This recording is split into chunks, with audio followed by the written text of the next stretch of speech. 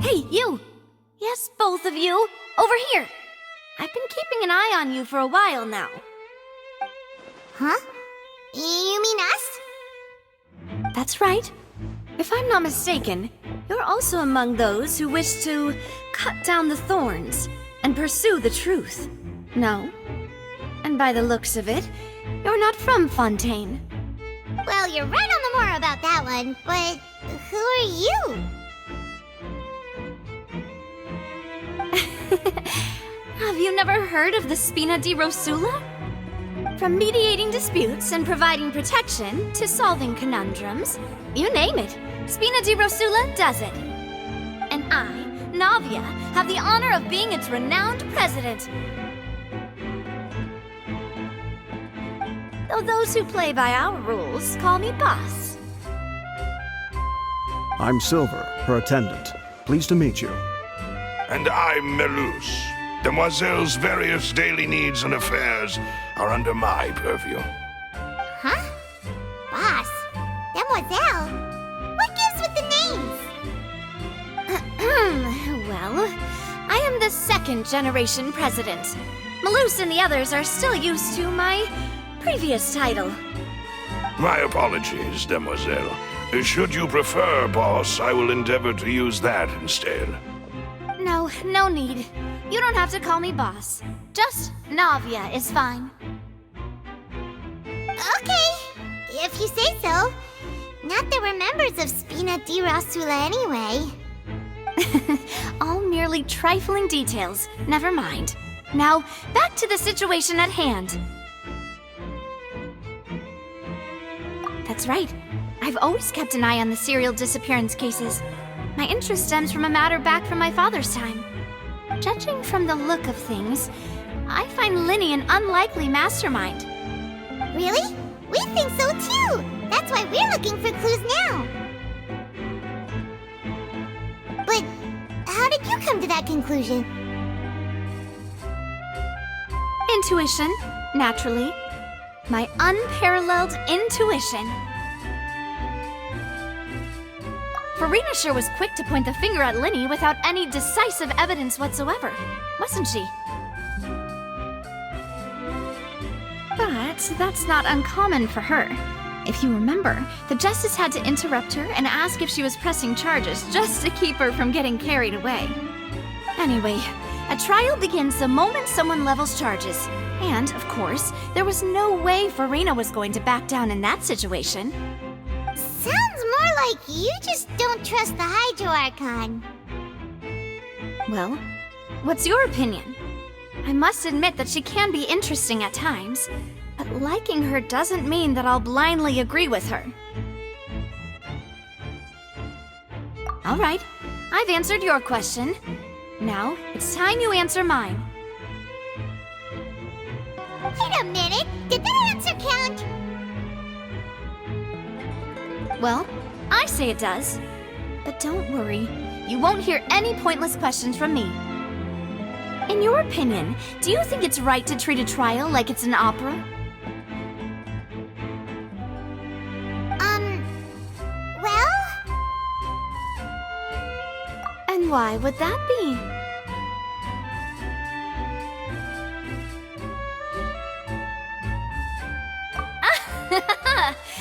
See, Silver and Melus? I told you they'd be different. Most astute of you, demoiselle. I too think that the traveler's response was most excellent.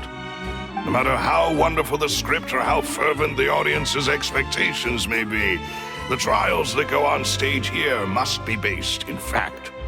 And if that can be done, boss, then...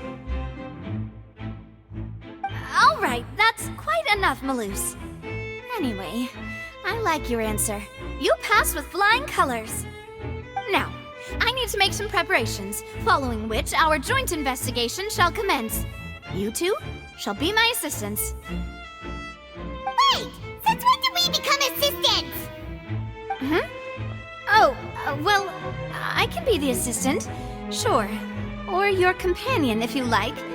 I'm really not that fussy. That's more like it. Far be it from me to brag, but I believe that Demoiselle's intuition will be instrumental in uncovering the truth. You wish to save a friend from false accusations, and we wish to unravel the disappearances. In this sense, our goals are aligned. You have a point.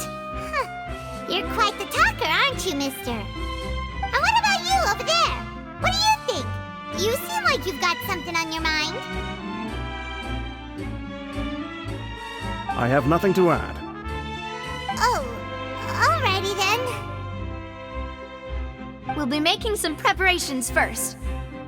Just be sure to let us know if they start revealing Lenny's tricks. Thanks!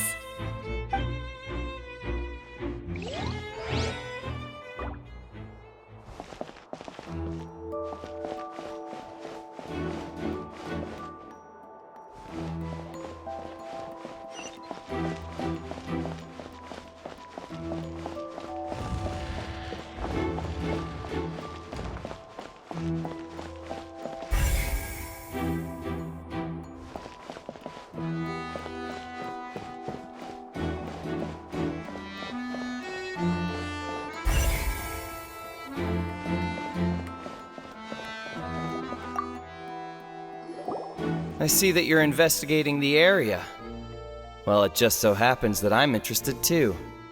If you find any new and interesting leads, be sure to share them with me, all right? We don't have too many thoughts yet.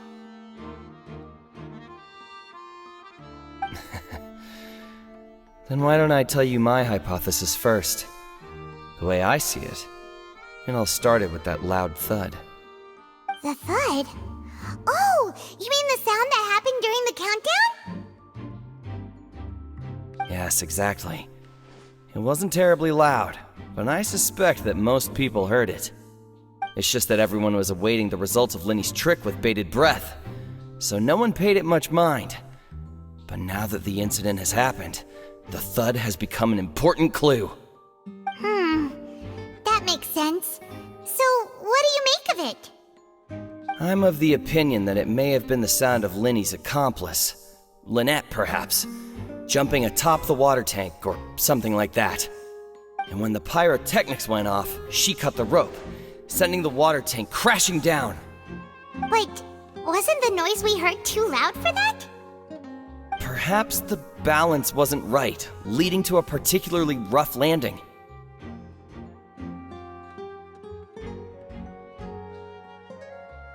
Well, that's true. I suppose I must reconsider. That does remind Paimon, though. What was with that sound?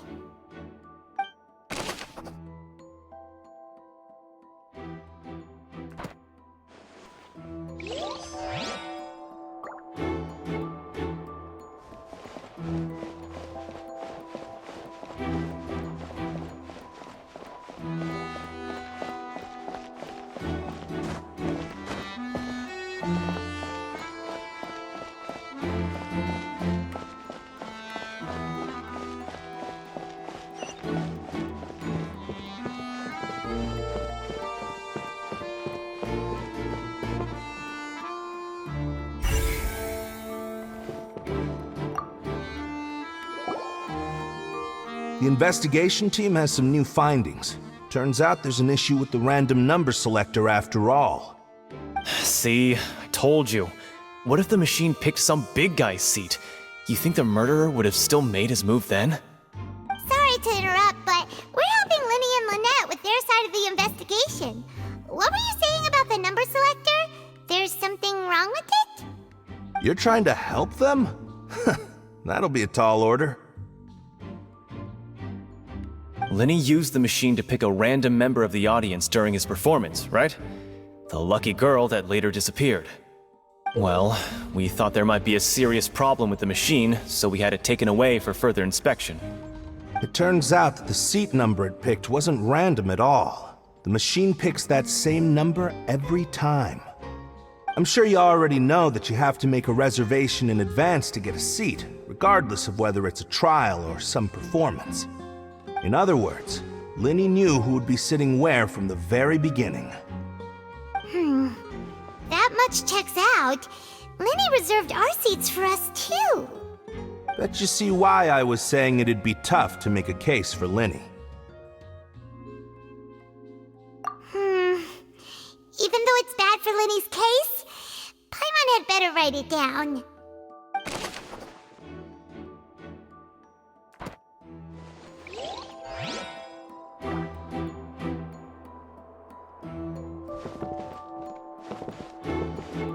Linny's magic tricks were the stuff of legends, but the way he did this crime, he should have stuck to doing magic. Look, doing magic tricks is one thing. Pulling off crime is something else entirely. Maybe he was just too full of himself.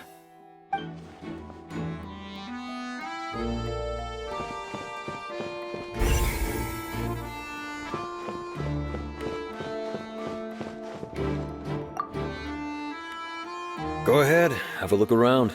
In the end, we're both after the truth.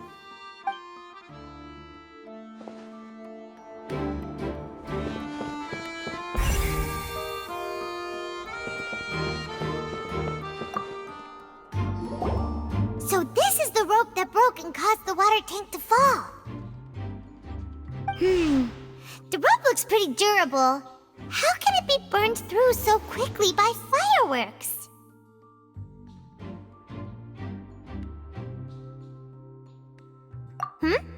Why are you suddenly so serious, Traveler?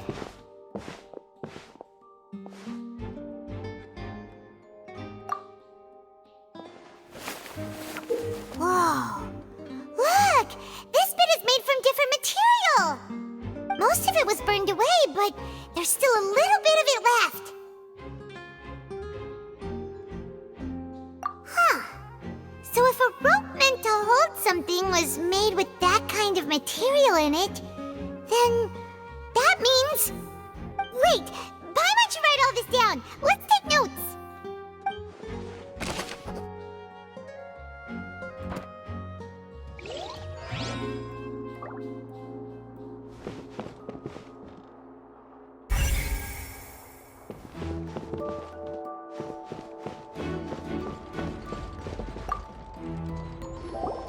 Hello there! What are you investigating? Oh, this location has also been cordoned off because the Magic Troop members are currently considered prime suspects.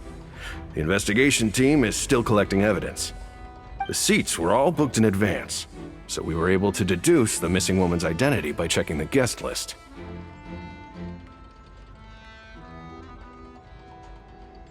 Sure, it's not like this is confidential information. We will publish it later anyway when we petition the public to help us find the missing person. Her name is Halsey. She's a painter from Fontaine who's made a bit of a name for herself. Apparently, she wasn't a regular at the Opera House, but she'd been feeling some pressure with her work lately, which made her decide to come see the magic show. The Magic Troop members all claim not to know her. We have looked into her social connections. It seems that she has no personal grievances or conflicts of interest with the suspects. Simply put, she wasn't related to the Magic Troop at all, which matches the features of the previous serial disappearances. Were the victims of previous cases also chosen at random? That's how it seems to us, in any case. Apart from the fact that they were all young women of around the same age range, there really weren't any other connections between them. Okay then. No need to be so formal. If you do happen to see the missing girl, please be sure to contact us. It is of utmost importance that we get to the bottom of these disappearances.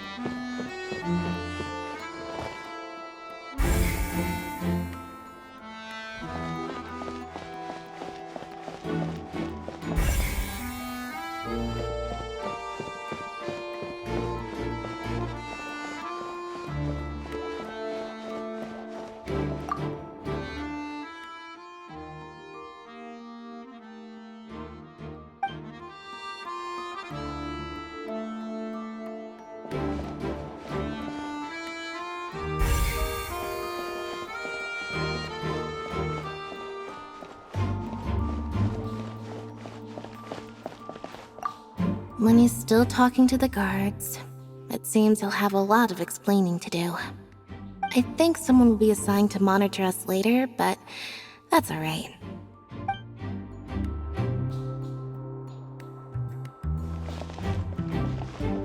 Lenny's still talking to the guards. I think someone will be assigned.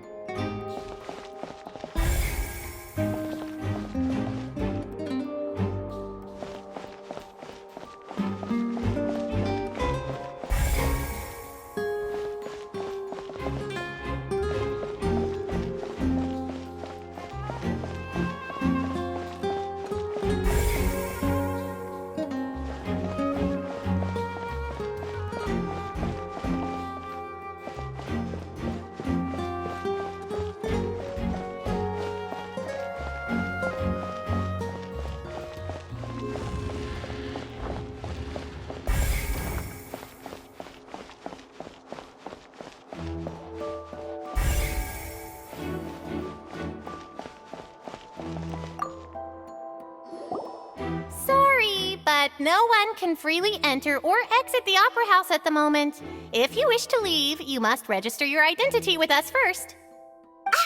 No, we're not leaving! We're representing Linny and Lynette as attorneys, so we're investigating the case. Were you always guarding this entrance? Yes! After the Chief Justice gave the order, everyone coming in or out must undergo a strict inspection. So, the missing girl couldn't have left from here. At least, not from that point on. I doubt there was much opportunity then, either. How can you be so sure,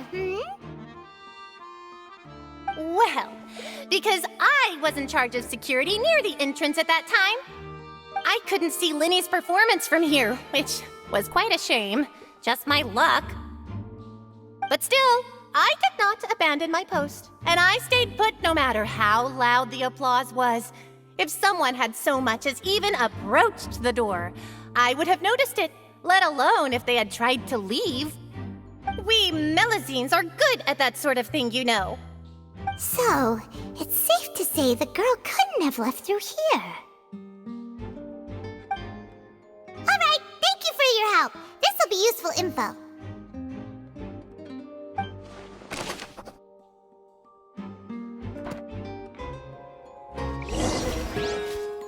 We've checked everything of note here at the performance venue. Paimon wonders how Linny's discussion with the guards is going. Let's go see, shall we? Ooh, things are getting interesting, huh? We're about to see how magic is made.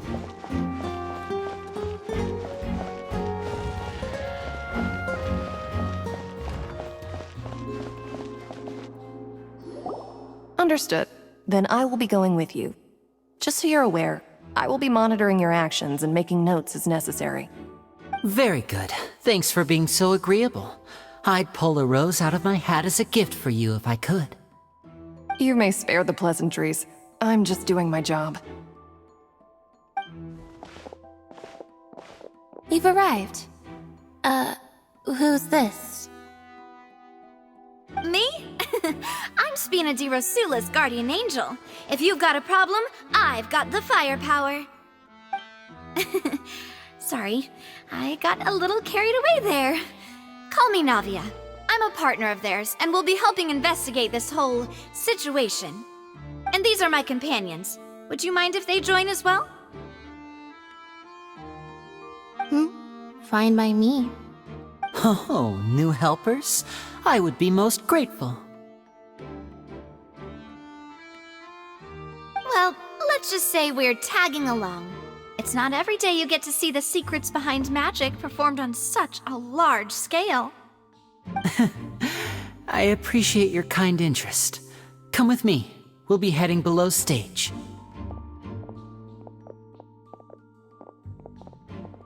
Huh? Below stage? Yes, a world of secrets is hidden beneath this magic box, prepared specifically for this switcheroo trick. But before I reveal everything, you should have a look first. Notice anything strange here?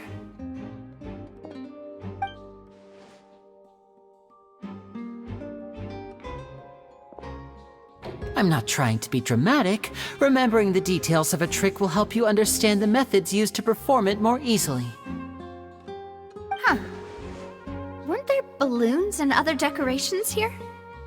Where did all that go? Ah, good eye. That said, you're still far from discovering the answer. The back? You mean the inside of the door? What's different about it? Paimon didn't notice anything. Very good indeed. I thought you might not be able to catch that, given that you were sitting in the first row. The back of this door was patterned. Those patterns are now gone, replaced by a smooth wooden board. So, if you put 2 and 2 together, what do you get?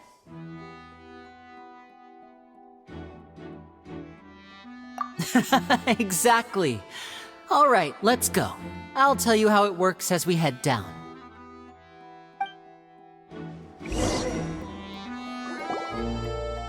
Oh, so there was a passageway under the magic box!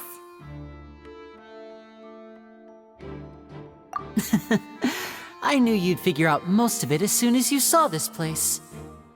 The 2 magic boxes are positioned right above the 2 entrances of the tunnel. See this flatbed trolley? The box with the lucky audience member in it would be shuttled over to the other side using the trolley. This trolley can raise and lower and even rotate, ensuring that the box will face in the right direction. I see. So that's the purpose of the box inside another box. Precisely. The inner box would descend after the audience member was put inside and be moved along the trolley, all while the outer box would remain on stage as if nothing had ever changed. So that's how you did it! Once the box was lowered, the trolley would store some energy through this device here, with which it would complete the rest of the steps. The audience member would only be able to feel some slight movements in the dark, and by the time she walked out, she would already be back on stage. Right! You were talking that whole time, and you even came out for a moment near the end! Ah, yes. A phonograph operated by Lynette was used to achieve that effect. My assistant and I had already scripted our conversation beforehand. When the countdown began, I had already gone to the opposite box via a tunnel using that ladder. And what about Lynette? Where was she? I was in the mezzanine space in the back of the box. Oh, interesting! That's how we were able to coordinate Linny's lines with the assistant. And, by the way, I was the one who walked out of the box at the end. I mean, we are twins. All it takes is a change of clothes and no one can tell who's who. And that's my favorite part of this trick. Only Lynette and I can perform it. So that's how it all worked! Wow, every detail you revealed was more amazing than the last!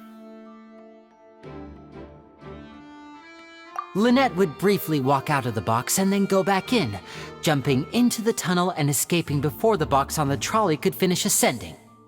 And then I walk out of the other box in the audience area, and the trick would be complete. The operative word here being would.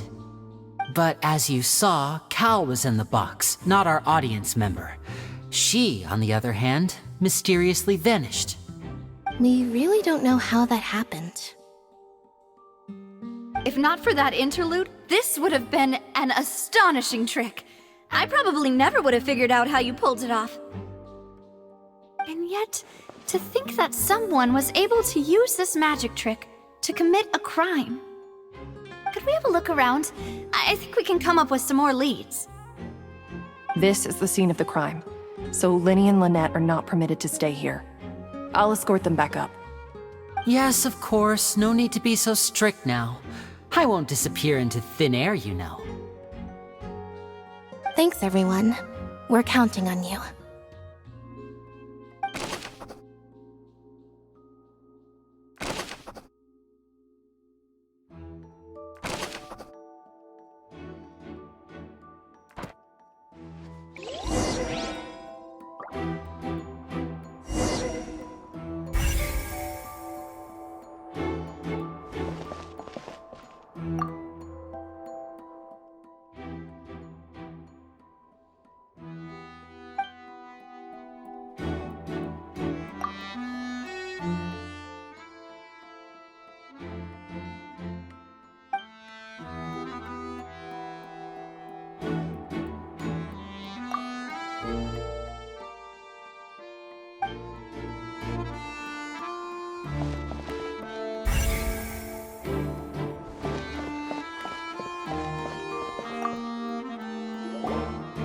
The floor is wet. Please be careful not to slip.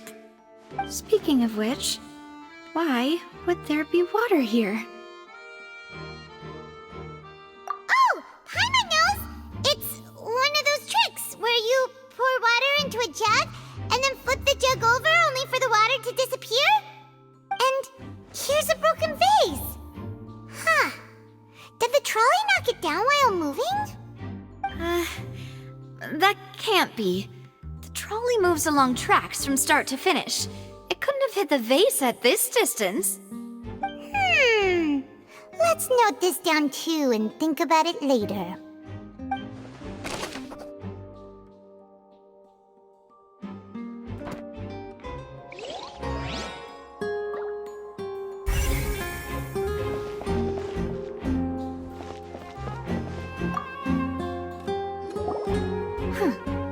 What's this?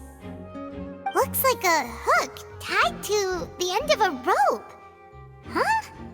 There's all kinds of odds and ends here. Perhaps it was a prop for a different trick. But why would it have been left here? Whatever it is, let's make a note of it first.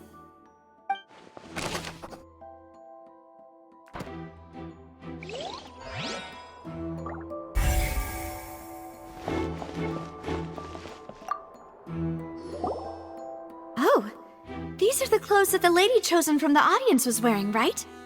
Her clothes are here, but she's nowhere to be found.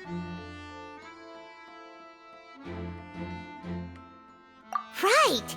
And do you really need to do that if you're kidnapping them? Ugh, this is so confusing.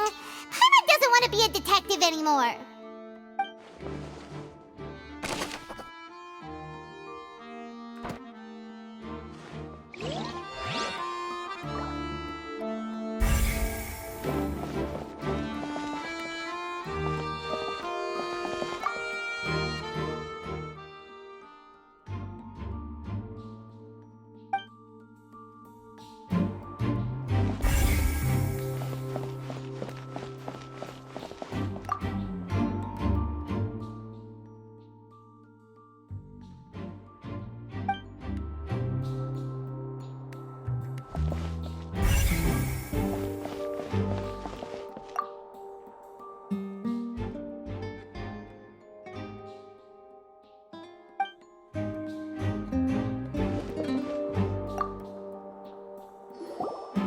What is this place?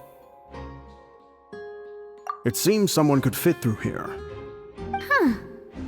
Could this have been the suspect's escape route? Alone, perhaps. But if they had to pull another person with them, the space would be too narrow. But there are no other ways in or out of here.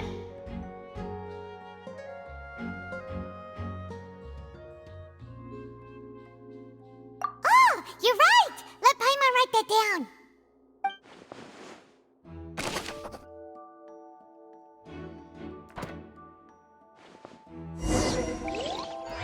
Seems we're just about done investigating down here.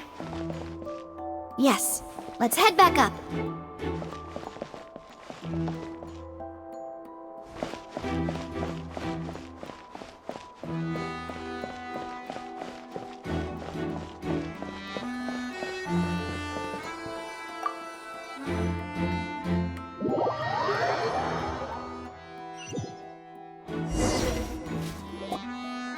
Well, we've ascertained the state of the crime scene.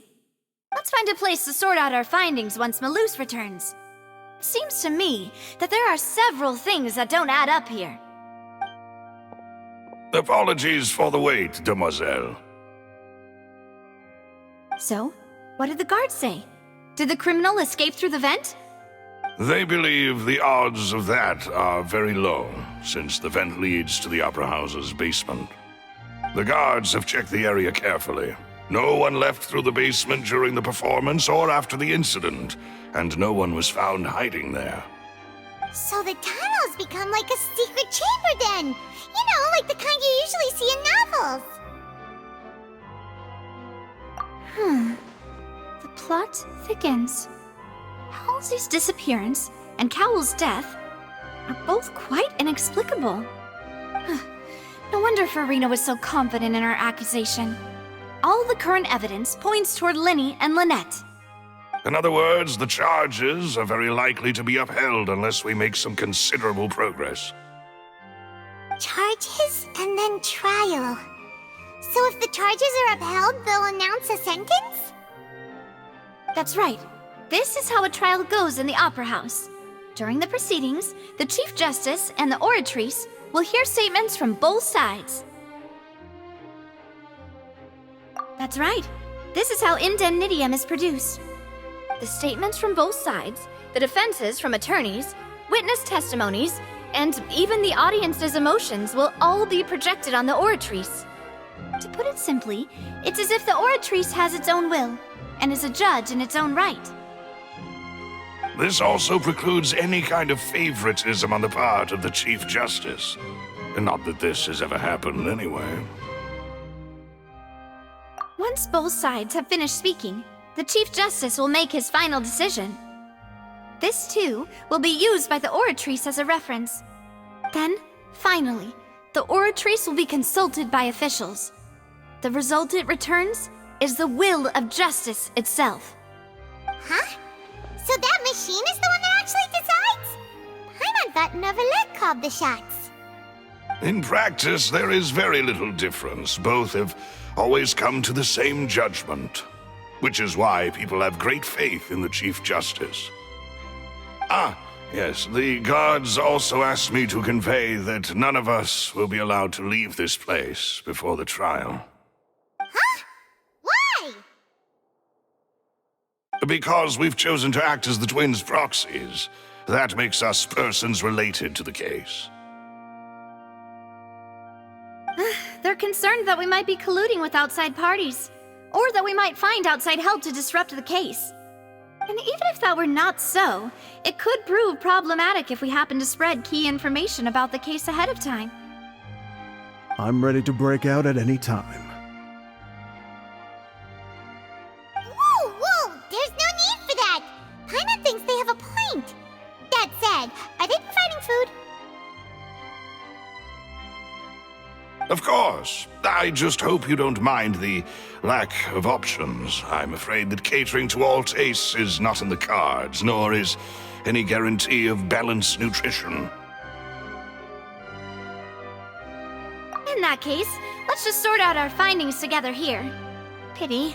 I was hoping to take you to try some of Fontaine's famous desserts, too. I mean, what better way to properly think through our findings than over some tea and sweets? Huh. Breaking out suddenly doesn't seem like such a bad idea after all. Just kidding, just kidding. Paimon will still do her best, even if there are no snacks. What do you mean, no snacks? Of course we'll have snacks. If we cannot buy some, then we'll simply make some. Huh? Here? But how? Understood, demoiselle. Everyone, please come with me.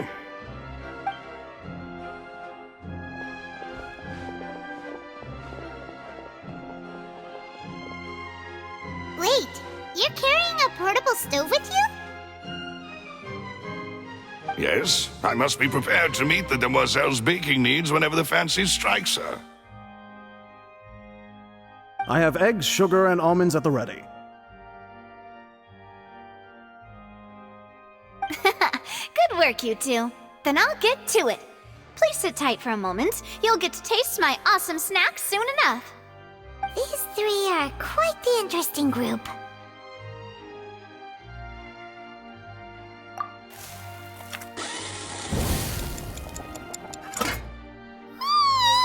And Paimon thought it smelled good while it was still in the oven! Oh, it's even better now.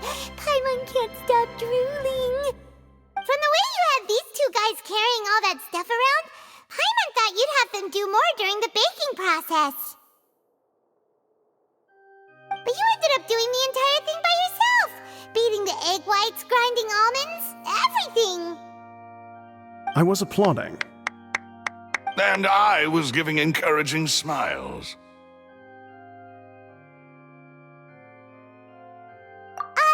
Paimon was just thinking, aren't you worried about getting your fancy dress dirty beating egg whites and baking like this?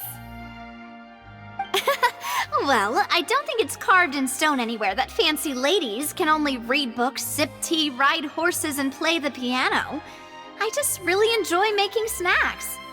Don't underestimate beating egg whites, by the way. It's a real arm workout. You also need to beat them to just the right consistency, or your macarons will crack. Anyway, give these a try, fresh out of the oven. There's 3 for each of us. Only 3? Well, eating too many sweet treats might send all that sugar to your head. You wouldn't be able to think clearly about the case on a sugar rush, would you? Tea is ready to be served as well. This is Demoiselle's favorite, strong black tea with a floral fragrance that clears the mind and lifts the spirit. No need for concern. I'm merely doing as I should.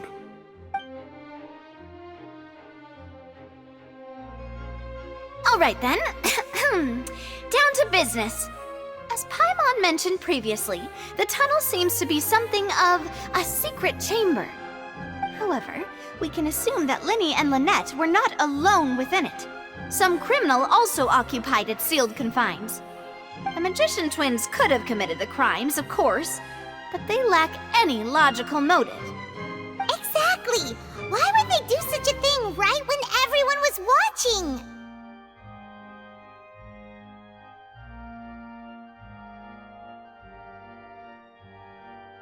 The flower vase and the thud we heard during the performance could indicate some altercation between Halsey and the criminal in the tunnel, resulting in the shattering of the vase, the discarding of her clothes, and her abduction. Perhaps the criminal thought that since she was chosen from the crowd, she would be too easy to identify if she was still wearing the same clothes. Paimon thinks that makes sense, but the real trouble is...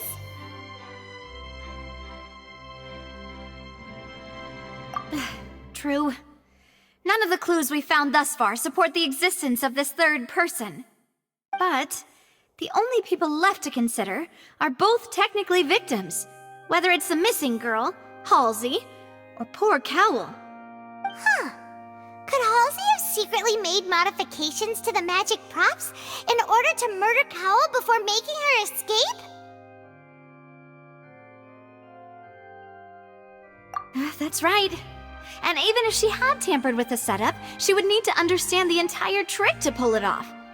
Nor does she have any motive. The guards said that she has never had any dealings with the Magic Troop's members. Were we not thorough enough in our search? From the sound of things, this is turning into an impossible case. Your macarons are amazing though, Navia. They smell great! They're nice and crisp and super sweet! They are my specialty after all. And I see you've already had 5 of them. What? 5? Oh, that can't be right. Paimon only counted 3, honest! Please don't worry about it. At my age, a few less sweets might actually be a good thing. No. Being greedy is one thing, but Paimon knows how to count. Besides, Paimon knows that if she ate too many, then others wouldn't have enough.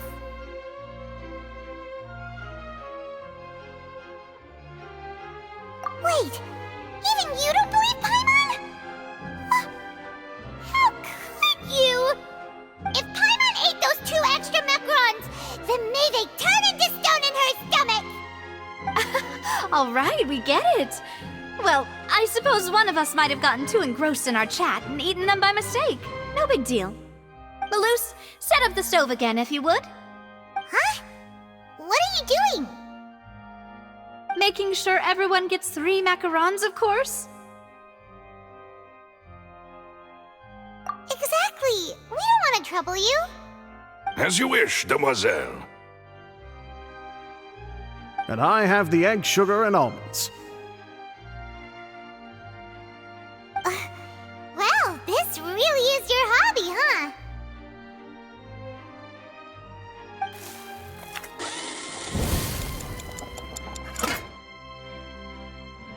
Well, that's it for snack time.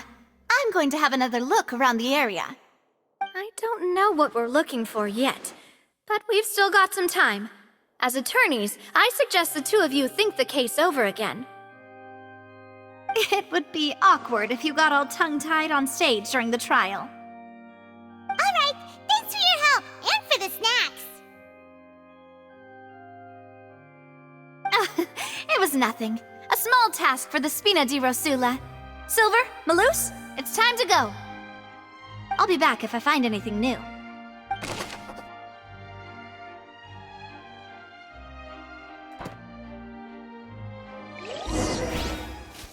Alright, it's time to put our heads together. We've got to get our defense ready for the trial. Oh, it's probably gonna be a long and difficult case. There's no point in worrying about that now. We just need to prepare. Here, take Paimon's notes. They should help you review the situation.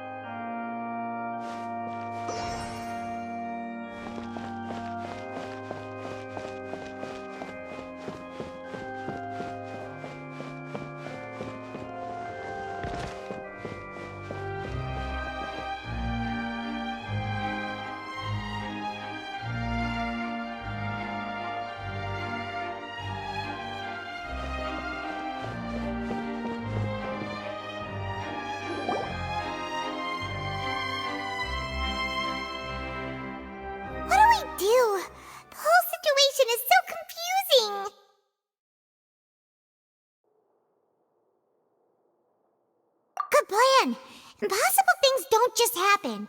We'll get to the truth one way or another. Just relax. Even if everyone else suspects Lenny and Lynette, at least we will be supporting them from the stands. Besides, I doubt Farina understands any more about what happened than we do. Thanks, Navia. Well, we'll be going then. Best of luck to you.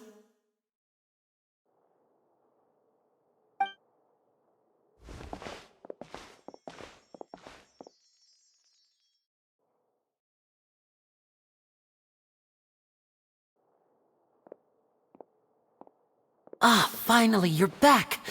Well, how did your investigation go? To be honest, you might be disappointed.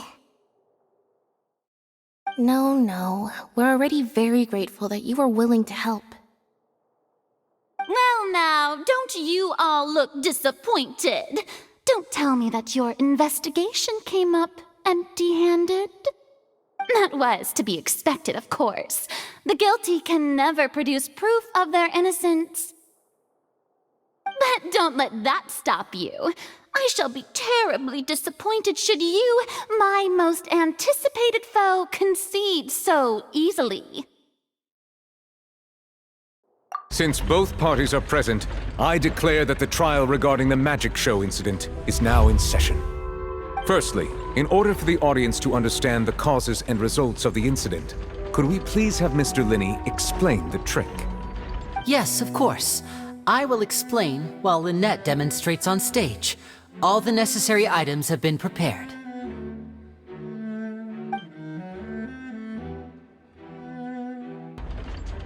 Thank you, Mr. Linney.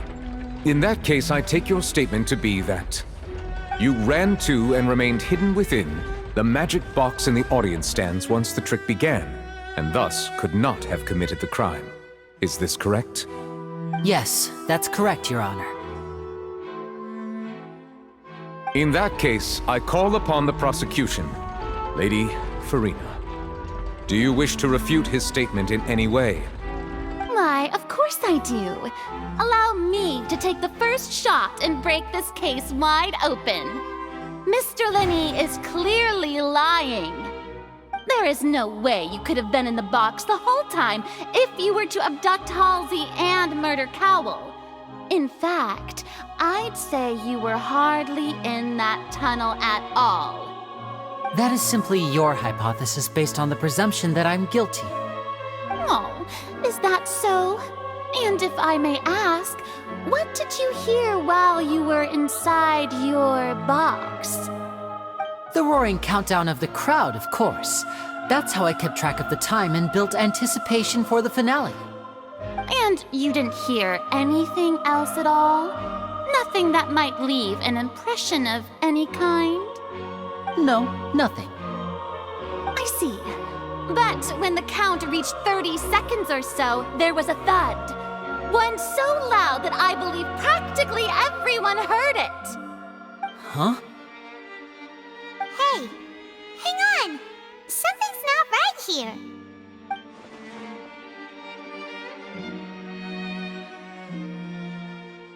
Yeah, I'm sure he could have heard a noise that loud from inside the box.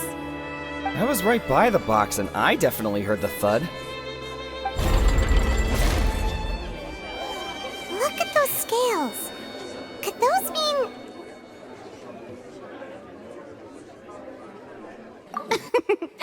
Well then, ladies and gentlemen, allow me to use the words of the magician himself. You never know what can happen in the blink of an eye. Indeed, it seems his alibi can also collapse in the blink of an eye. Of course, I have armed myself to do far more than smash your alibi. Confidence cannot go unfounded, and my foundations are rock solid. Tell me, aren't you and Lynette actually from the House of the Hearth? The House of the Hearth?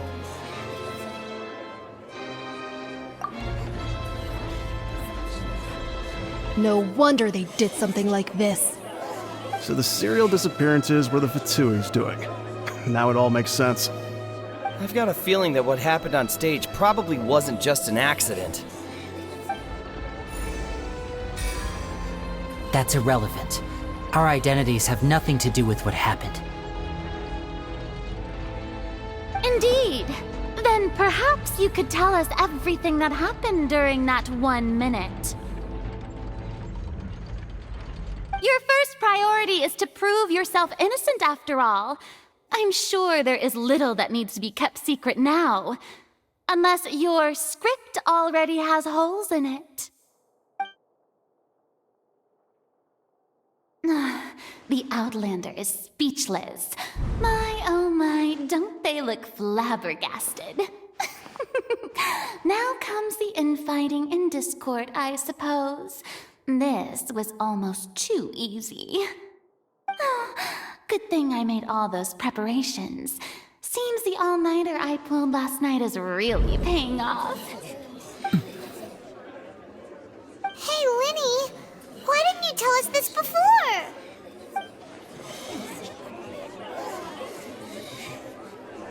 Order! Order! Mr. Linney, allow me to re-establish the facts. Lady Farina has raised 2 points. First, when the thud was heard in the Opera House, you were neither in the box nor the tunnel. Second, you and Ms. Lynette are both members of the House of the Hearth. Are these claims true?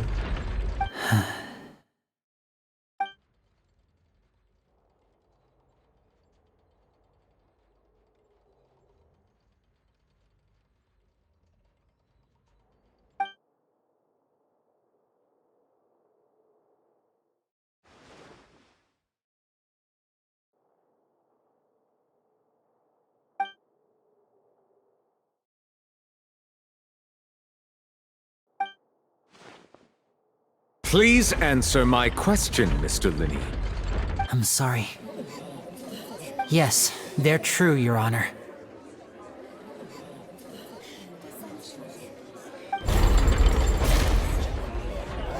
I knew it! Well, that's it. We might as well move on to the sentencing already. What should we do now? Granted.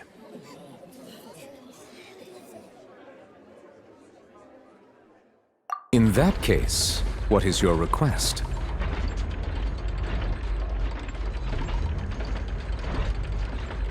Is that really necessary? They're already as good as guilty. The defendant deceived their own attorneys. What is there left to discuss? Order! Order, I say! Your request is reasonable, and we shall adjourn. This trial will reconvene in 1 hour. So you would stick to Mr. Linney's defense even after knowing what you do now? You certainly have more professionalism than I thought. In that case, my dear audience, let's allow the joy of victory to steep for a little while longer.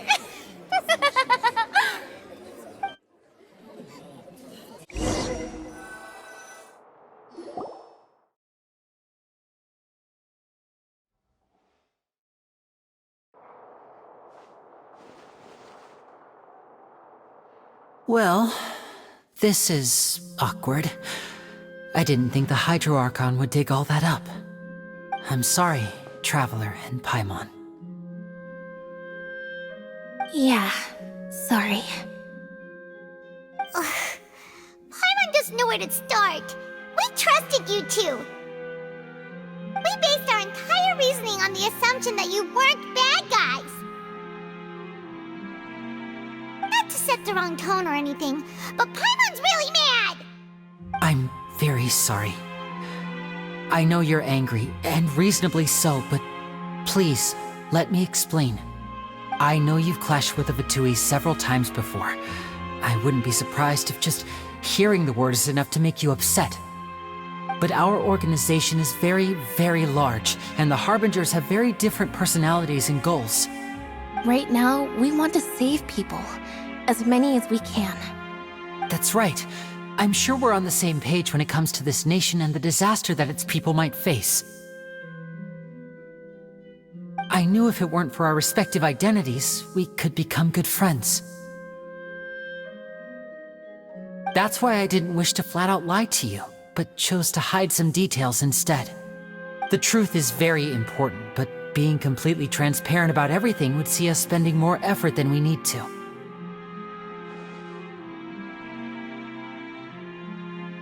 Right. So, you be the judge. Heck, if I were you, I fear that I'd even struggle to trust me at this point. You met a Fatus who works as a magician, a trickster by trade. All by coincidence, too. But still, I'm asking you to trust me. I am no criminal. At least, not in this case. Sorry. Please forgive us. Well, you both say that, but...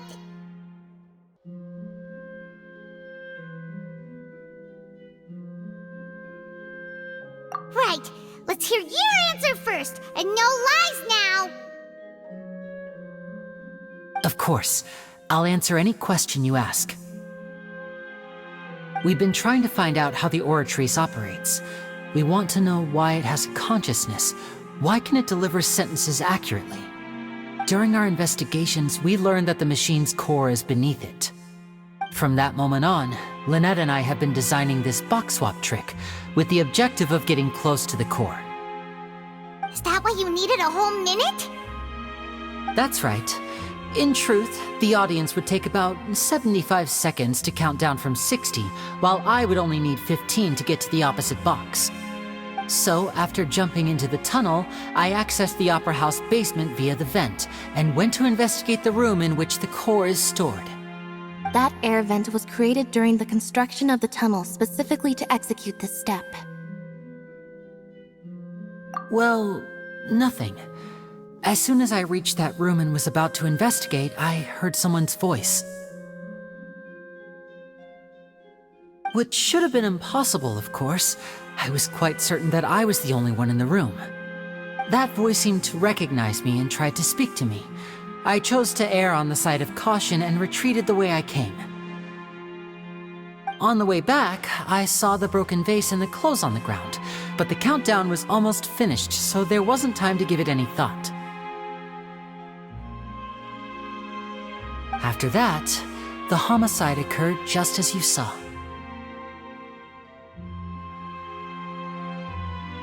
Well, that explains why you didn't hear the thud.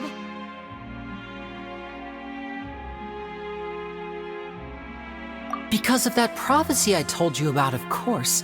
We must know all we can about this nation's secrets in order to deal with that prophesized crisis. That's the only way we can save everyone. So, there you have it. The whole truth. I swear, I didn't hide anything from you this time. It was never my wish to proceed under this cloud of mistrust either. But like I said earlier, you can be the judge. If you want to leave because you don't trust the Fatui, there's nothing I can do to stop you. Well, Traveler, you decide. Paimon will follow your lead however you choose.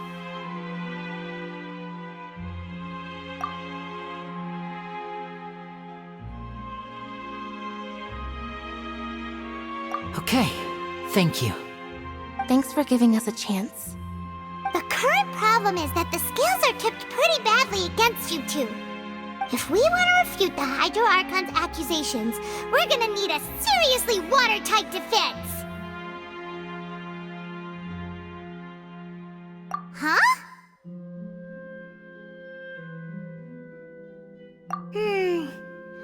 Oh, Paimon thinks she gets what you mean.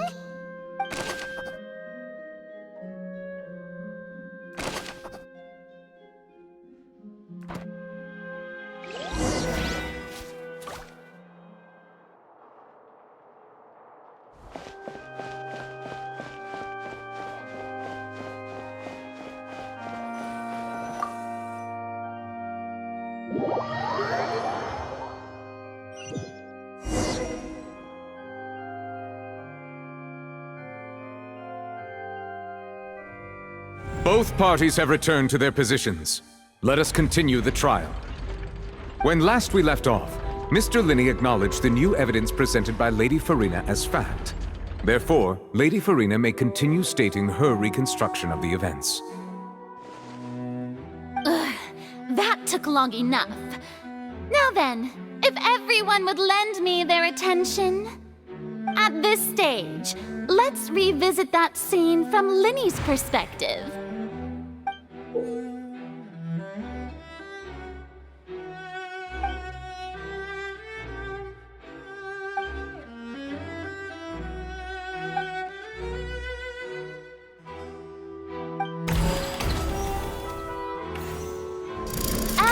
countdown began, he entered the tunnel.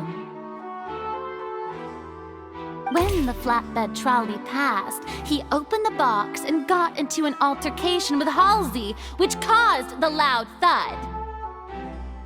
He did not realize that this sound could be heard by everyone in the opera house, which is why he claimed earlier that he could not hear the sound. Finally, he used the vase to knock her out, before making her change clothes to prevent others from recognizing her. At this time, Cowell arrived in the tunnel, having heard that strange noise, and caught Linny red-handed. So Linny proceeded to knock him out too before stuffing him into that box. Afterward, Linny passed the unconscious Halsey to his accomplice through the magic box in the audience stands, before operating the devices such that Cowell's death would be ruled an accident. And there you have it. That's the truth behind what happened. Does the defendant's side have any objections to Lady Farina's description of the events? The key to refuting Lady Farina is the order of events. What Linny experienced and what he saw.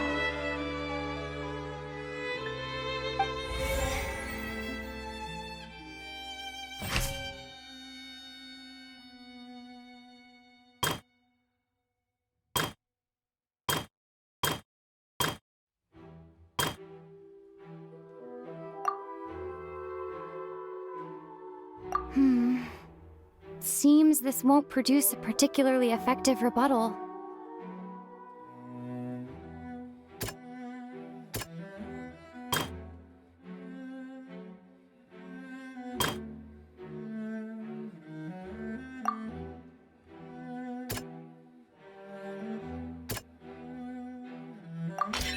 Linny went to the room that contains the Oratrice's core.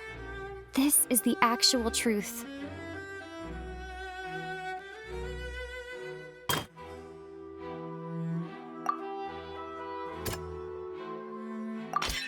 Linny did not take part in the underground altercation. He only witnessed traces of the aftermath.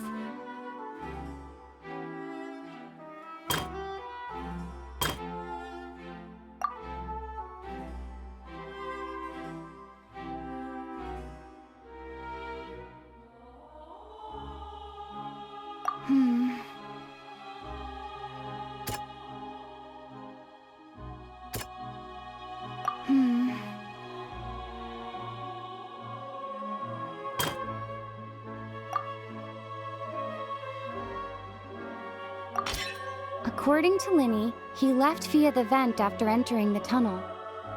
He couldn't have had that altercation with Halsey. Attention! Ace Detective Paimon has something to say! When the countdown started, Linny did indeed go into the tunnel. But he immediately used a vent to access the Opera House basement, which is where the underground core of the Oratrice is stored. Once he reached that area, he heard a voice in what should have been an empty room. Since he felt something was amiss, he returned immediately. The crime scene had already developed by the time he reached the tunnel again, and in order to complete the magic trick, he did not remain there for any length of time. Finally, he reached the surface, and that was when the accident happened from his point of view. Therefore, he's innocent!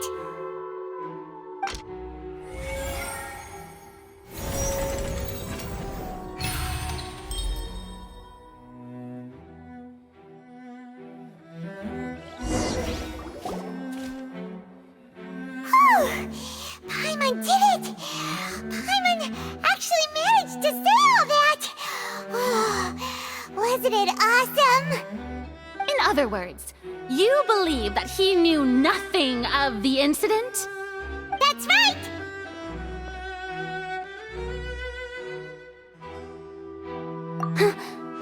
My reasoning?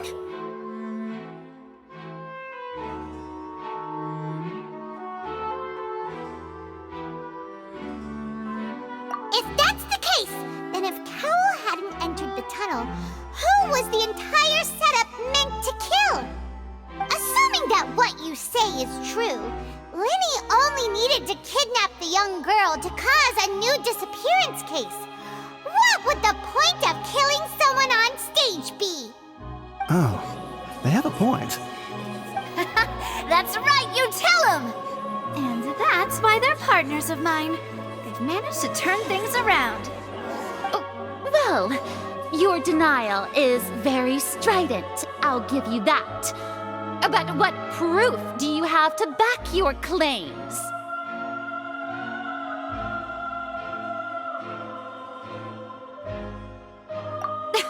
Of course I do. If he had been in the magic box the whole time, how could he have not heard that sound? Why do you ask? You're saying that he wasn't?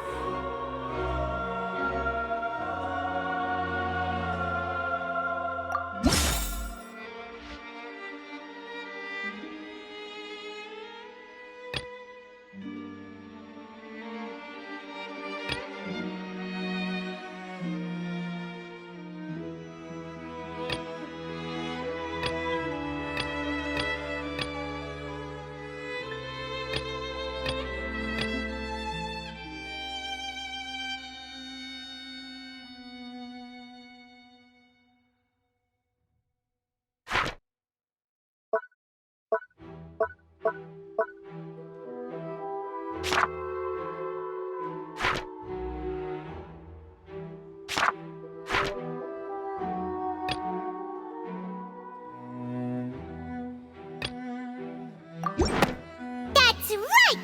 Linny wasn't in the box or in the tunnel. That's why he didn't hear anything strange during the performance.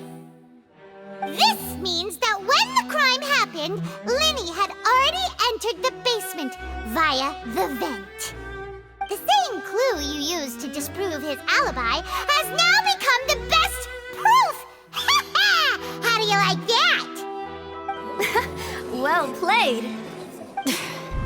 To think you'd use such logic. Well then, if it wasn't Linny who committed the crimes, then who was it?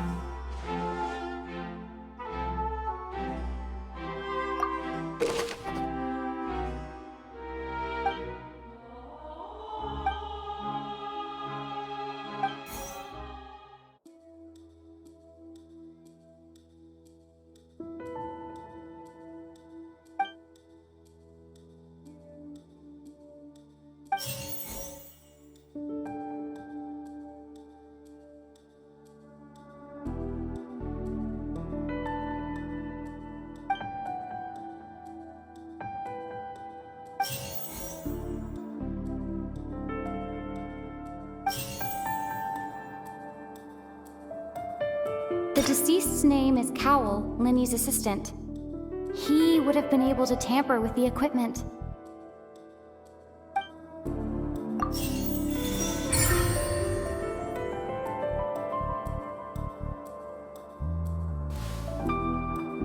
Huh? That can't be right. Are you serious? The killer was, in fact, Cowell, the deceased! Oh, is that so? How interesting! Let's hear your reasoning then. What I must do next is recreate the truth. What Cowell did, and how he went from would-be perpetrator to victim.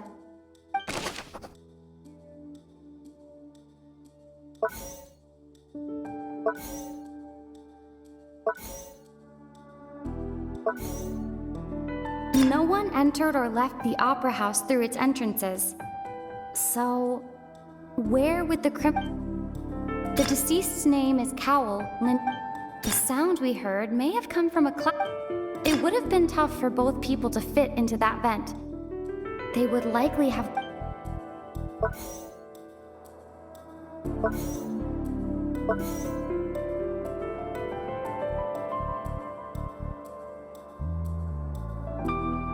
Halsey's clothing was in the tunnel. So there must have been some fear that she would attract attention.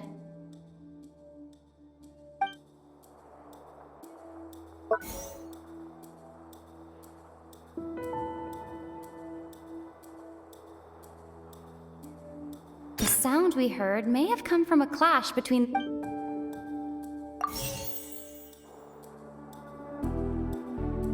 The sound we heard may have come from a clash between the missing Halsey and the criminal. It would have been tough for both people to fit into the... Lenny was not in the tunnel at that moment, which gave... The deceased's name is Cowell, Lenny's assistant. No one entered or left the Opera House through its entrances. So, where would the criminal have wanted to take Halsey? The sound we heard may have come from a clash between the missing Halsey...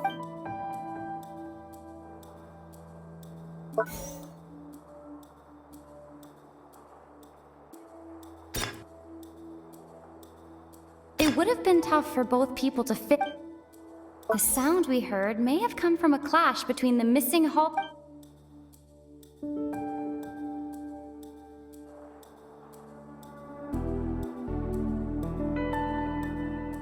Halsey's clothing was in the tunnel. So... The sound we heard may have come from a clash between...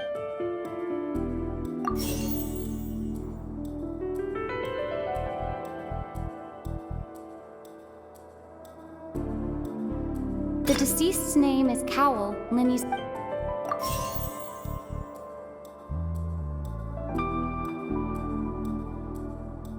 It would have been tough for both people to fit into that vent. They would likely have bumped into Lenny as well.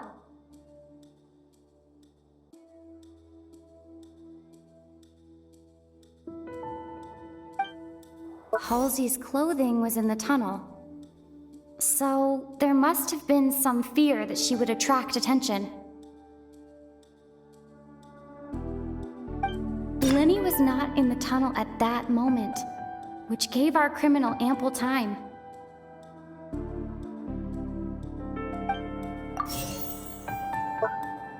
Halsey's clothing was in the tunnel.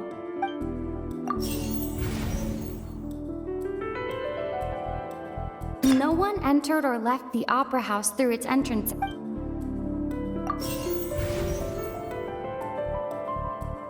It would have been tough for both people to fit into that vent.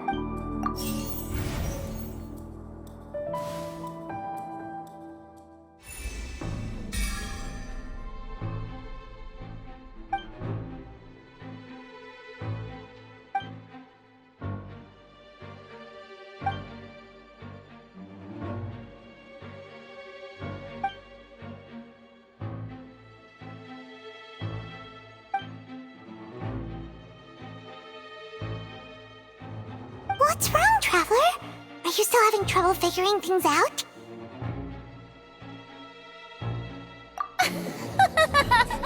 I see how it is. So this was all just a bluff. And here I thought you had something to show for it. But it seems you're still far from the truth. Look, since we're at a dead end, why not consider a different track? Just like the trick as it transpired, the end result must have been utterly different from the magician's initial design. If only we knew how Halsey disappeared. Well, that would be nice, but the tunnel only has 3 exits, and none of them seem very likely. And it's not like this is a magic trick where you can just make a real live person disappear. You know, like you did from that water tank, Lynette.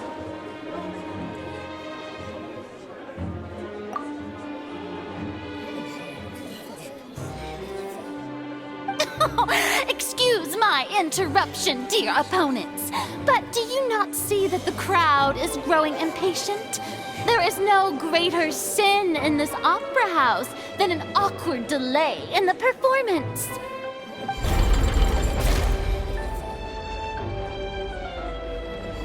If the defense is unable to make further effective arguments, we will move on to the next stage of the trial.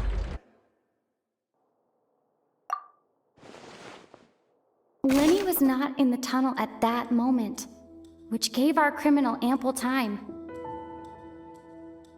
The sound we heard may have come from a clash between the missing Halsey and the criminal. The deceased's name is Cowell, Lenny's assistant. He would have been able to tamper with the equipment.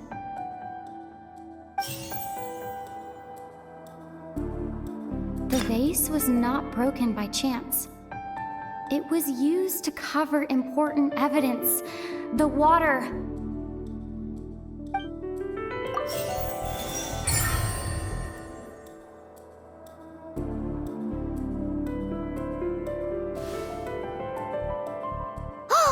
Paimon gets it! It all comes together if Halsey disappeared instead of being kidnapped! Lynette escaped from the water tank, vanishing gradually and leaving only clothes behind. If there's a similar method where a person could be transformed into water... Just a moment, please. I do hope you know how preposterous you sound at the moment. How could a person ever be transformed into water? This is reality we're talking about here, not some magic trick.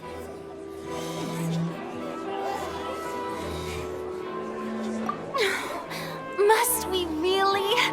I should think that of anyone. Your friend Linny already knows this truth very well. Magic tricks are ultimately just illusions and misdirection. But Halsey's disappearance is very real. We're talking about two completely different things.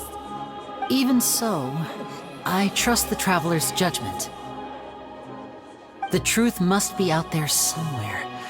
Perhaps some new line of reasoning may open if we try to gather all the focal points that don't make sense.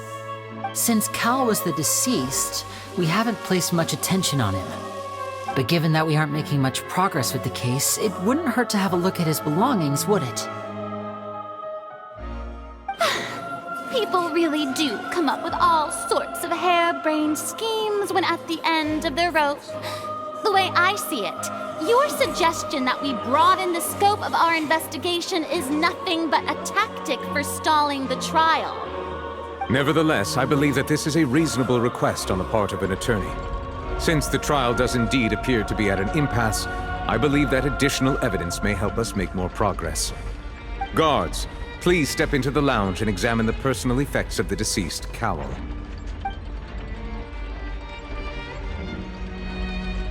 We are still examining the items, but we have already made critical progress that we feel must be shared with everyone post-haste.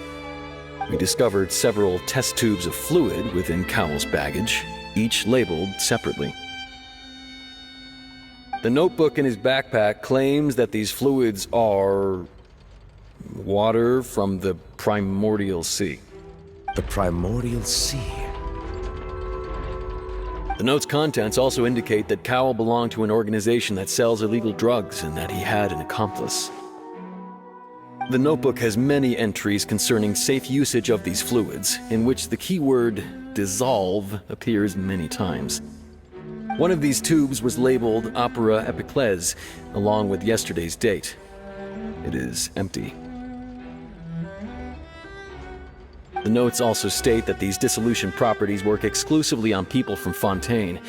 It's likely that Halsey was chosen as some sort of test subject. As such, we believe that the defense's hypothesis is, in fact, supported by sufficient evidence. You've got to be kidding! People dissolving into water? Could something so ridiculous actually be true? Wait a moment. This reminds me of a certain prophecy, but it's just a coincidence, isn't it? Huh. If people can become water, does that mean that the water tank's real use was as a means to hide water stains? And if Cowell was targeting that girl... Wait just a minute. Could that mean... You two, with me, quick! Demoiselle, wait! What about your partners? Let's go. Just trust me. Order! Order! It is undeniable that further examination of the deceased's personal effects has yielded some surprising results, but we cannot yet verify the veracity of these clues. Still, let us assume that these clues are indeed authentic, albeit with the understanding that Ms. Halsey has yet to be found. Guards, please continue examining the items along these lines. Mr. Linney, it appears your hypothesis is supported by the evidence, so please continue speaking. Of course. Thank you, Your Honor. If we uphold this hypothesis, I believe that many of this case's seemingly unrelated clues can be connected together. Right! Like the metal hook! That one didn't make sense at all. Let's think about this. Cowell's methods must have something to do with that water from the primordial sea.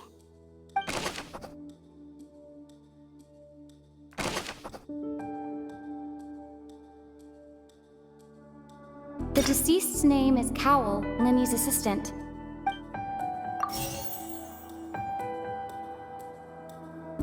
Now it seems like the hook rope was not meant... The rope that strung the water tank up was lit by the fireworks and cut. As such, the focus here is on the water and not the tank.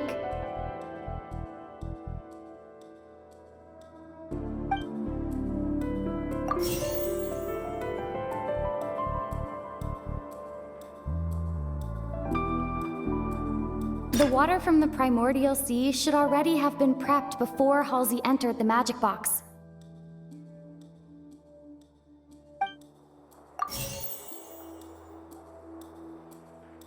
Now it seems like the hook rope was not meant for another magic trick, but was instead some form of triggering mechanism.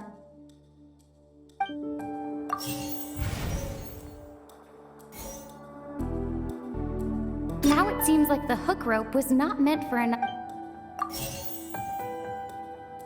The rope that strung the water tank up was...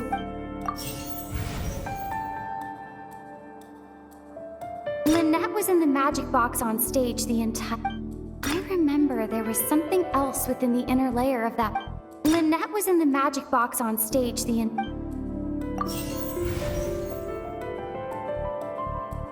I remember there was something else within the...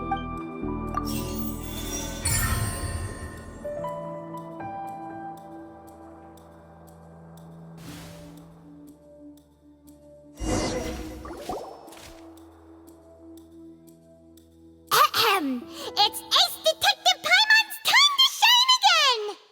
In the original plan, Cowell would tamper with the water tank rope and the number selector securing his target.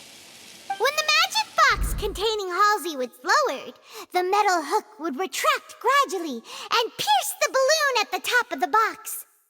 When the balloon attached to the box popped, the water from the primordial seed inside it would pour down and dissolve Halsey.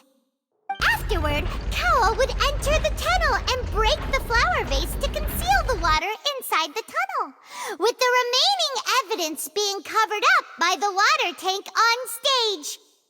But he encountered something unexpected in the tunnel, and wound up being fatally hit by the same water tank he meant to use to cover his tracks.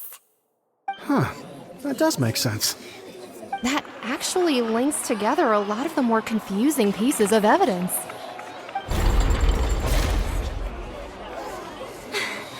Oh dear, what do I do? Even I think they sound convincing now. Have I falsely accused an innocent person? What a humiliation.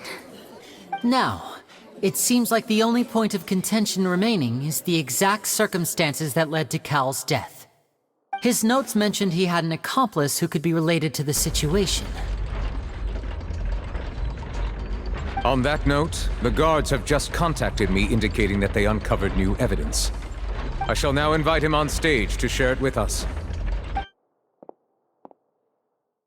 Thank you, Your Honor. We were just inspecting the luggage of the other people involved in this case. And we found an identical sample of the water from the primordial sea among Linny's personal effects. What? That can't be.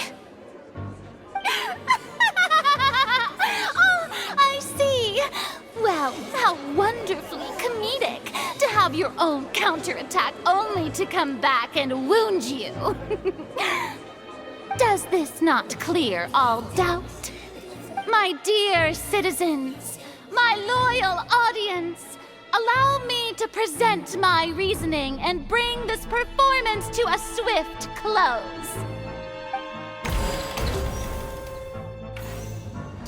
Linny did not need to take part in the dissolution of the young woman at all. Indeed, he did leave the scene via the vent. Having made modifications to the props beforehand, his accomplice Cowl then caused Halsey to vanish using the water from the primordial sea. But upon his return, in cruel avarice, Linny desired sole credit and prepared to do away with his partner in crime. Ultimately, he knocked Cowl out, and the tool meant to cover the crime up also became a murder weapon. Now, as much as I regret having come to such a viciously straightforward conclusion, it does seem that the famed Fatui is quite the cold-blooded and ruthless organization. Am I right, Mr. Linny? We've used up all the evidence we collected. There's no way for us to make a rebuttal here. Is this the end of the road?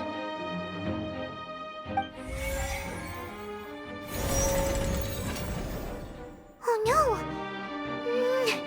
Paimon can't think of anything either. It doesn't look like there's any way around this.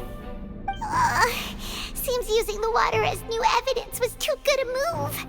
Why did this have to happen now? I think we've all seen enough now, and we have ample witnesses to my flawless reasoning. I believe this is indeed the finale. Now then, my good, noble Chief Justice, should we not, in your view, move... Excuse me, everyone, but I must interject. Miss, I must ask you not to shout, and to respect the ongoing legal proceedings. Oh, come on. Don't be hasty. I have a good reason for interrupting, you know. Now, would anyone here like to take a little break from all this debate and see a little magic? I'll show you an amazing trick. One that can bring a young woman who has disappeared back in the flesh, right before your very eyes. Please, do the honors, Mr. Linny, if you would be so kind. What in the world is she saying? No offense, miss, but miracles like that are beyond my scope as a magician.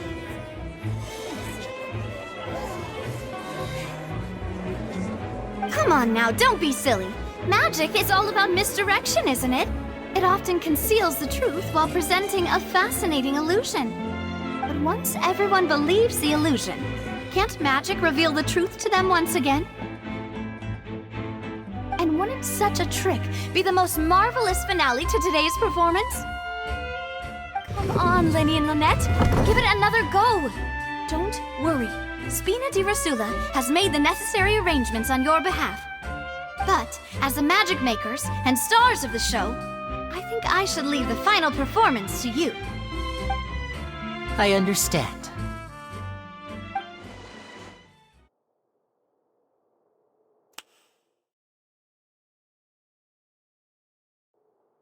And voila!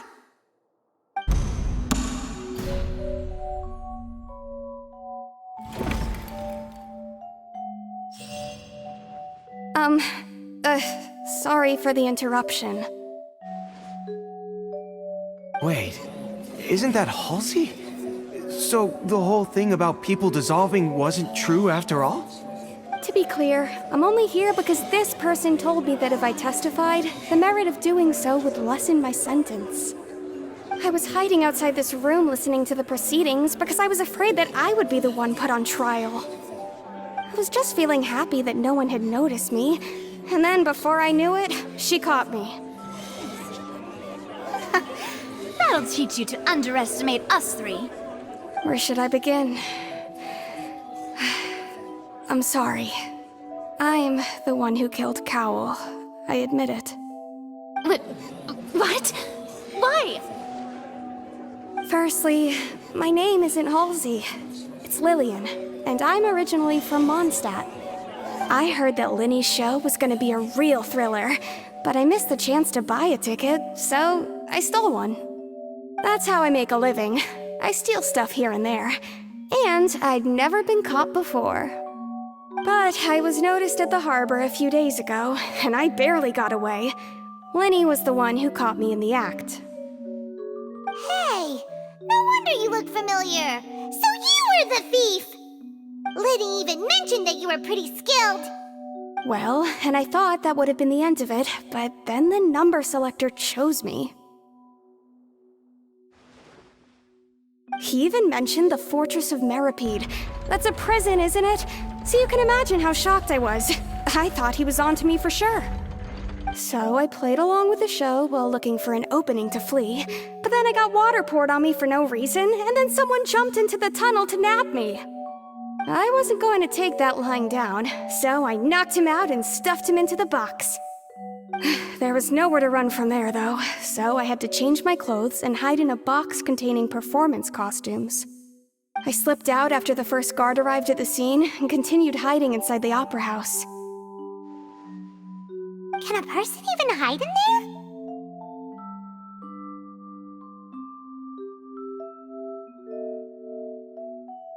But I swear I didn't know that the water tank would fall down. Really, I swear it. Had I known that, I wouldn't have put him in the magic box.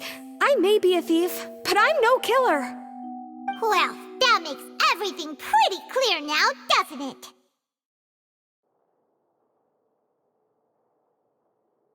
This time, we need to tell the entire story from Lillian's perspective.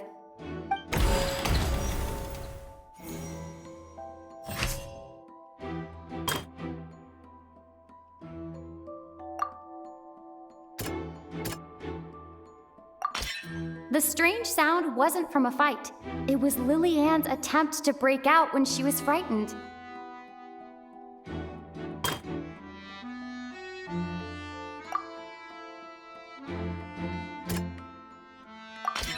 The flower vase was not broken to cover anything up, but was smashed during the struggle between Lillian and Cowl.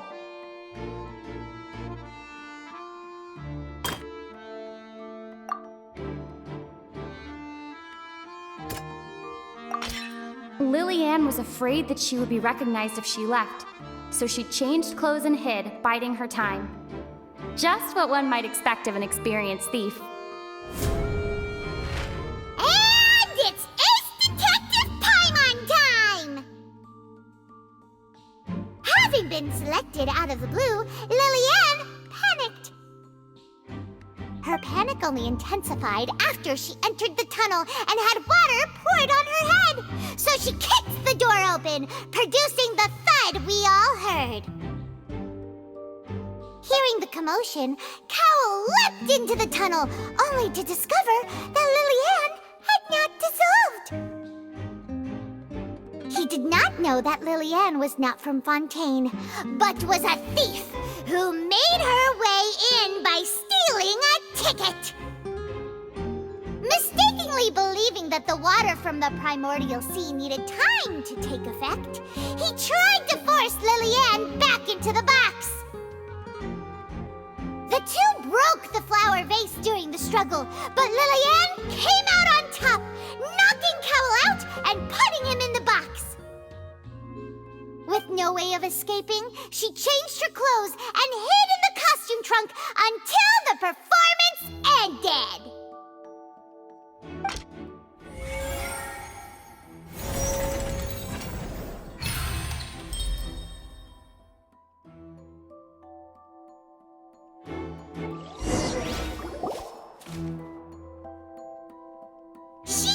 That she would have to go through guard inspection if she tried to leave afterward. So, she has been trapped in the opera house these last 2 days.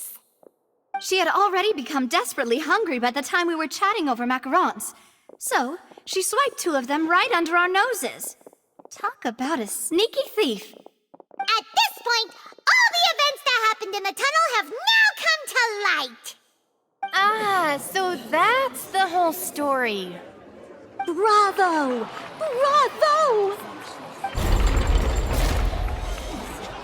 Now then, Lady Farina, do you wish to speak against the defense's statements? Please answer the question, Lady Farina. Also, if I may add, the trial has not yet ended. As such, I request that the prosecution not leave the room before the proceedings have concluded. What? Are you reading my mind now? No, I have no further arguments. I admit defeat. But really, could you at least have left me with some dignity? Wow, look at that! She's like a deflated balloon now. If there are no objections, then as the Chief Justice of Fontaine, I shall once again repeat the full sequence of events. The actual perpetrator of the serial disappearances, Cowell, selected his next victim from the audience reservation list. With some modifications to the selector, he could ensure that the pre-selected young woman would be chosen. To cover up any evidence while committing the deed, Cowell thought of allowing the water tank to fall, which would conceal the water left behind after the young woman was dissolved.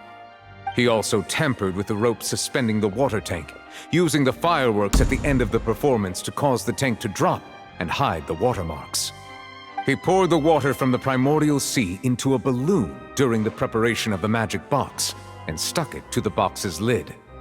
Finally, he passed the prepared hook on a rope through the gap in the magic box's door when bringing the young woman to said box. When the magic trick officially began, the box containing the woman was lowered into the tunnel, tightening the hook rope and bursting the balloon containing the water. If all had gone to plan, the young woman would be dissolved at this time. However, Liliane was not from Fontaine and thus fled the box with a loud noise. Realizing that there was trouble, Cowell entered the tunnel and met Liliane. Thinking that the waters had not yet taken effect, he decided to proceed. However, his opponent was more capable than he thought, and he was overcome, knocked unconscious, and placed into the magic box, and thus became his own final victim. Liliane, according to her own statements, then changed clothes and hid until the performance ended, before hiding in other parts of the opera house. As for Linny, he was in the underground structures within the opera house, and was thus ignorant of these happenings. From this reconstruction of events, we can conclude that Linny, the accused, is in fact innocent. While there is much in Linny and Liliane's conduct that should still be investigated separately, this case, at least, can be handed over to the Oratrice to make the final decision.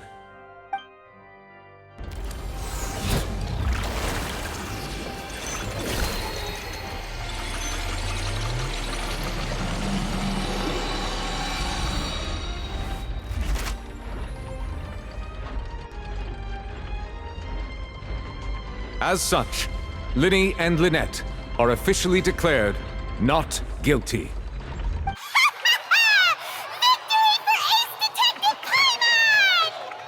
Great work, partners. Thank you all. Thank you so much. Next, I think we deserve an explanation, Guard Vaughn. How did you find the water from the primordial sea in Linny's baggage? Right! Your discovery caused me to make a serious mistake, you know. Or was that not a discovery, but false evidence that you dare to bring before this court? I suspect that the accomplice mentioned in Cowell's notes was not Linny, but you, yes?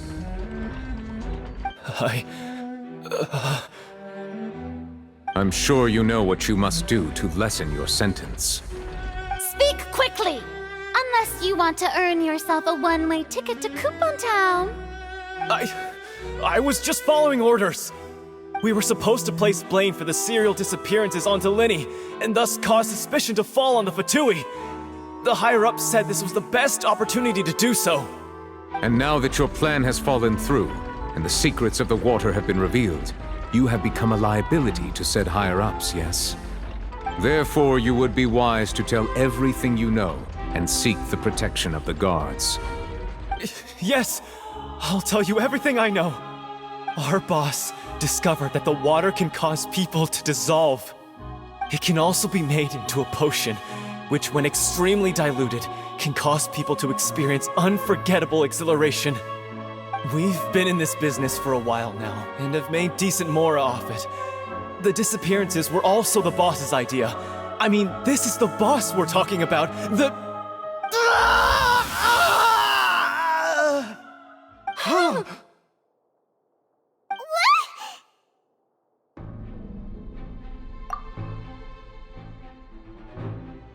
And now he can no longer talk. Such ruthlessness. I shouldn't have expected any less of them. An outrageous act. All present, please submit to inspection immediately.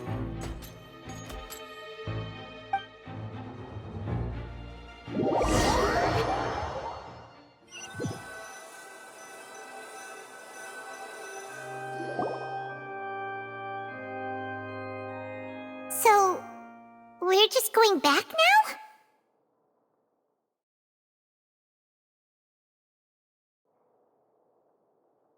That's true, but... Traveler, Paimon! Please wait. Lenny...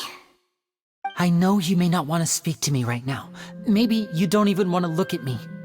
But still, let me thank you again for defending me to the end, even after you learned that I'm a member of the Fatui.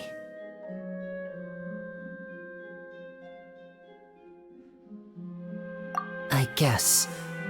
But regardless, I'd like the opportunity to set things straight. I didn't approach you with any ulterior motives or ill intent. I've spoken to you as myself, just plain Linny this entire time.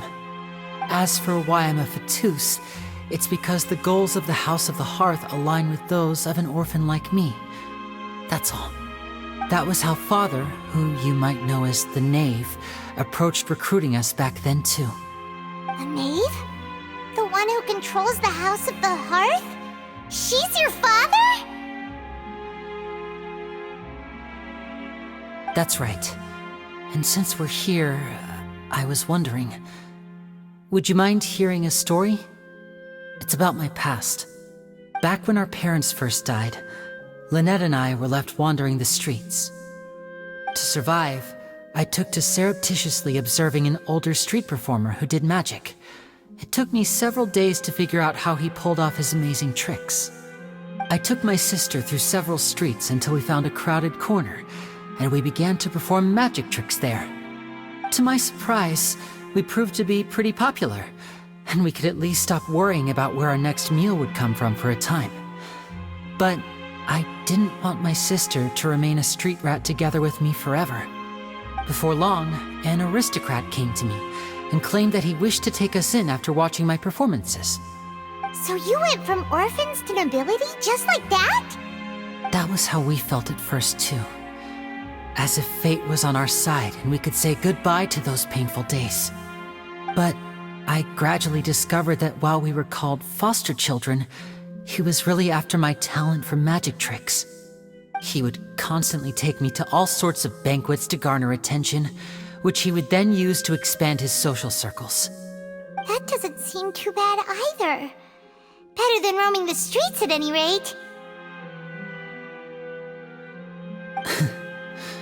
It took a while for me to realize just how dark his heart really was. After one particular performance at a banquet, I discovered that Lynette was not on the same return vehicle as me. I waited a long time after we returned home, but she did not come back. I went to that noble's bedroom and asked him about her whereabouts. The answer he gave me was, she caught the eye of the most eminent person at the banquet, so I sent her over as a gift. I mean, you'll be able to perform your magic regardless of who your assistant is, yes? Oh no. So he was gonna... But wouldn't Fontaine's laws deal with such people? As far as outsiders are concerned, This is a relationship akin to adoption or foster care, and they have their ways of escaping the eye of the law. I managed to ferret out the location of the mansion of that so-called eminent person and hurried through the night. But by the time I leaped over the walls, avoided the guards, and made my way in, all I saw was the moonlit ground covered in blood, and the knave standing there in the darkness. So, she'd already taken care of that guy. That's right. She had rescued my sister before she could come to any harm, and had even discovered several girls hidden in a basement, all of them orphans. Father, I mean, the knave, might have seen something in me, and so she made me an offer.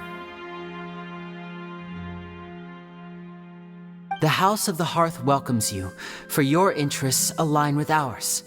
Here, none will ever betray you. Indeed, betrayal shall never be permitted here. I was hesitant to trust her. I mean, I had just been betrayed by nobles. But she was also quick to destroy the noble who had taken us in at first, giving us back our freedom. Oh, so that's how the two of you joined the House of the Hearth. She has her own plans. She has gained permission from the Tsaritsa to first use the Gnosis' power once she obtains it. She plans to use it to find a way to break the prophecy and save Fontaine. So, she believes in that prophecy too? That's right. The whole House of the Hearth is currently working to combat that crisis. Today's case has also proven that people from Fontaine can indeed dissolve into some sort of water, thus further supporting the prophecy. All of us house members here, Lady Arlecchino herself included, are from Fontaine. We won't give up on defending our homeland. To us orphans, the only connection we have left to this world, apart from our family, is our homeland. So, from small deeds like distributing magic pockets to huge schemes like stealing a Gnosis, everything is aimed at dealing with that prophecy.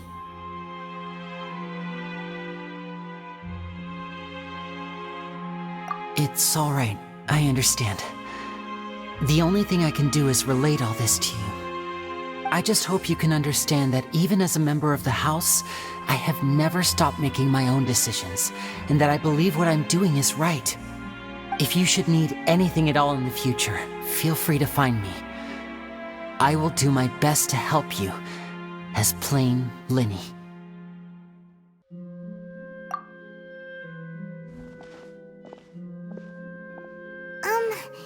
Bye, Linny!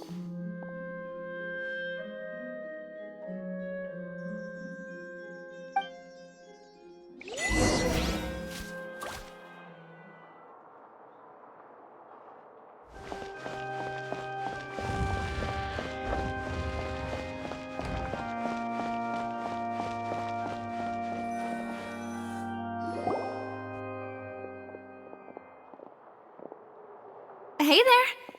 What was with the disappearing act you pulled right as the trial ended? Were you looking for us,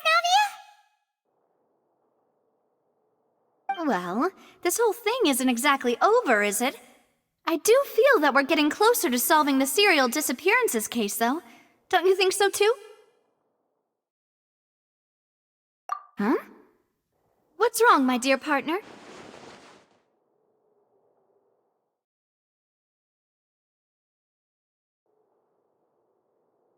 Besides, are you sure we're the ones who can crack a case that's been cold for decades now? And given that there's new evidence from the trial, there should be a trail of breadcrumbs for the Hydro Archon's people to follow now, right? Ah. I see. Well, I won't lie. I'm a little shocked to hear that from you. But I suppose you are just travelers who have only arrived in Fontaine after all. Sorry. I might have been too presumptuous. Don't say that, Navia. Ah, and we were having so much fun investigating with you, too. It was like having new waters flowing into a stagnant mire, causing new hope to spring forth, and the reflection in the murk to become clearer. Sorry about that. I'm a bit prone to nostalgia. Don't mind me. Wait, shall we have a farewell meal? You know, to commemorate our time as partners? Huh? Do we really need to get that formal? Well, guess you really did treat us as partners, huh? Well, I'd just like to have a proper ending to every important memory. That way there are no regrets later. Anyway, it would just be a meal, so it shouldn't take up too much of your time. You don't have to twist Paimon's arm. If Boss Navi is treating, count Paimon in! Oh, wonderful. In that case, why don't we return to the Court of Fontaine and head to the Hotel de Boer? I believe we'll make it just in time for dinner. All right then,